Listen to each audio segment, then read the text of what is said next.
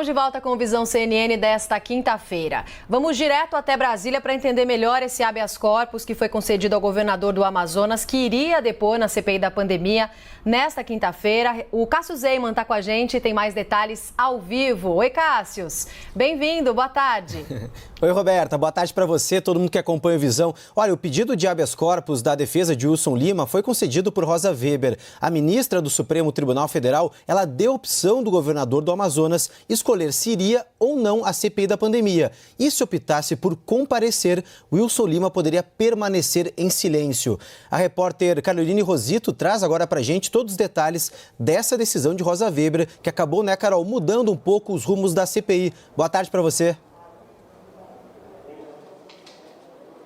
Oi, Cássio. Boa tarde para você, boa tarde a todos. Olha, habeas corpus que foi concedido ali no finzinho da noite de ontem, quase aos 45 do segundo tempo. Na decisão, a ministra do Supremo Tribunal Federal, Rosa Weber, então deu direito a Wilson Lima de escolher se viria ou não à CPI da pandemia. Isso porque ele é investigado da Justiça, né, num suposto esquema ali de desvio de recursos destinados para o enfrentamento da pandemia da Covid-19 no estado. E ao depor, ele poderia se auto-incriminar.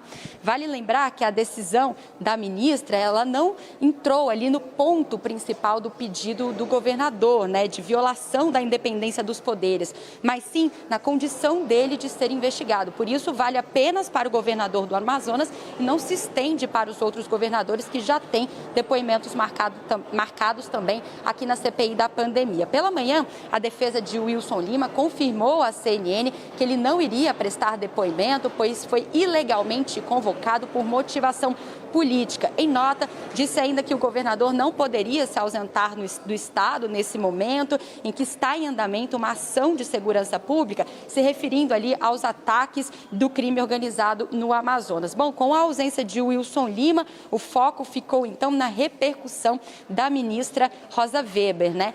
Senadores da ala governista criticaram o habeas corpus concedido, lamentando ali a ausência do governador. Para o relator, senador Renan Calheiros, ele disse que foi uma decisão coerente, que já esperava essa decisão da ministra. O presidente da comissão, o senador Omar Aziz, disse que vai recorrer. A CPI respeita a decisão da ministra, mas que o governador perdeu uma oportunidade de prestar esclarecimentos na CPI. A gente separou um trecho dessa fala, vamos ouvir. Não faço prejulgamento de ninguém, nunca fiz prejulgamento das pessoas, até porque não gosto de ser prejulgado. Mas o governador Wilson Lima, Vossa Excelência perde uma oportunidade gigante na sua vida, não só como homem público, mas também como pessoa, para a sua história e explicar, de fato, quem são os responsáveis pelas omissões que aconteceram com o nosso povo, com o meu povo, com o povo seu que governa esse estado, mas principalmente com essas pessoas que perderam parentes, amigos, um negócio tão triste que aconteceu na nossa cidade. E não dá nesse momento para querer proteger alguém. Não dá. Eu espero que o ex-secretário Marcelo Campelo, que estará aqui dia 15, possa esclarecer aquilo que não está sendo esclarecido nesse momento à população de Manaus e do Amazonas. Então, nós iremos recorrer dessa decisão e espero que a gente possa, independente das decisões do Supremo Tribunal Federal, volto a repetir, vamos respeitar, mas não vamos não vamos cessar a nossa busca pela verdade. E o senador Eduardo Girão fez um apelo para que o benefício concedido ao governador Wilson Lima não abra um precedente para que outros governadores se ausentem da CPI da Covid. Eu tenho convicção, senador Marcos Duval, que essa decisão não vai abrir precedente, espero, e acredito realmente no bom senso, porque é um desejo, um anseio legítimo do povo brasileiro saber o que é que aconteceu com esses bilhões de reais, que não abra precedente para outros governadores. Até porque o governador Wilson Lima é o único que tem denúncia. O único que tem denúncia. E o habeas corpus foi nesse contexto. Então, não vamos contaminar aqui o debate para outros governadores que a sociedade espera que venham, assim também como prefeitos, que dentro do critério foram visitados também pela Polícia Federal. Ô Cássio, e aí com essa decisão do governador do Amazonas, Wilson Lima, de não comparecer à CPI da pandemia, a decisão do STF saiu ontem à noite. Senadores precisaram rever. Bom, o que vamos fazer hoje? Estava previsto o depoimento, todo mundo estava esperando, já era polêmico, não tem mais. E aí acabaram fazendo essa mudança, adotaram um plano B e na sessão de hoje foi aprovada a convocação do ministro Wagner Rosário, entre outras decisões que a gente pode falar também. Isso, Roberto. Olha, além da convocação do ministro da Controladoria Geral da União, os senadores também aprovaram quebras de sigilo. E de quem, então? Dos ex-ministros Eduardo Pazuello, da Saúde, de Ernesto Araújo, das Relações Exteriores, e também da secretária do Ministério da Saúde, Amália Pinheiro. Quem vai trazer os detalhes para a gente sobre o que foi aprovado de requerimentos e também convocações é a repórter Tainá Farfã. Oi, Tainá. Boa tarde para você. Oi, Cássio, uma ótima tarde para você e para todo mundo que está com a gente aqui no Visão CNN.